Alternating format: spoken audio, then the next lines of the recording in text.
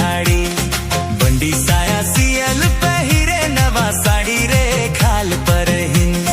साया बंडी सियल पहिरे नवा साड़ी रे खाल पर हिन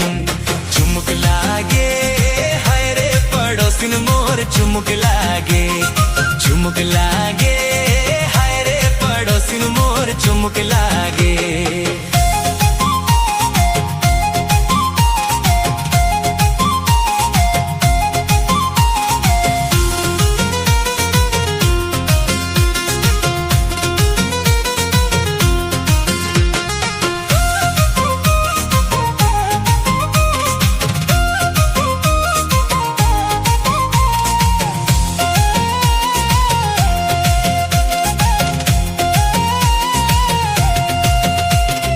लसा फंदा खेले मिठू मिठू बोले लसा फंदा खेले मिठू मिठू बोले देख जीवा आगी लागे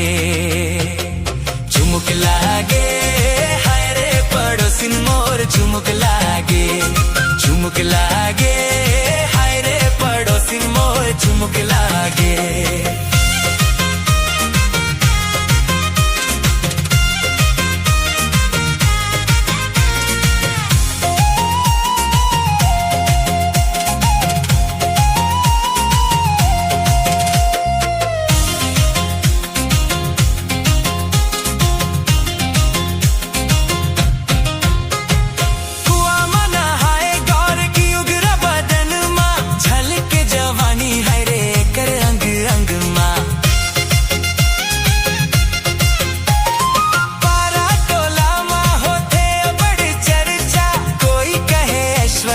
कोई कहे सनिया मिर्जा चुमुक लागे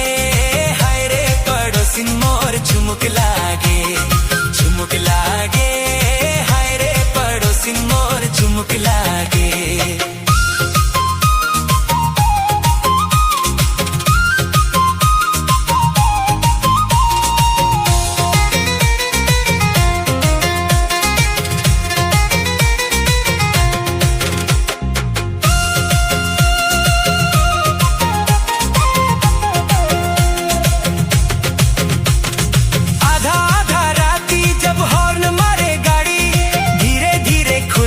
पड़ोसन कर कवाड़ी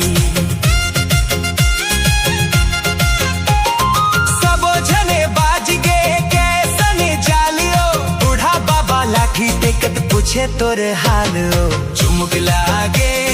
हाय रे पड़ोसिन मोर चुमुक लागे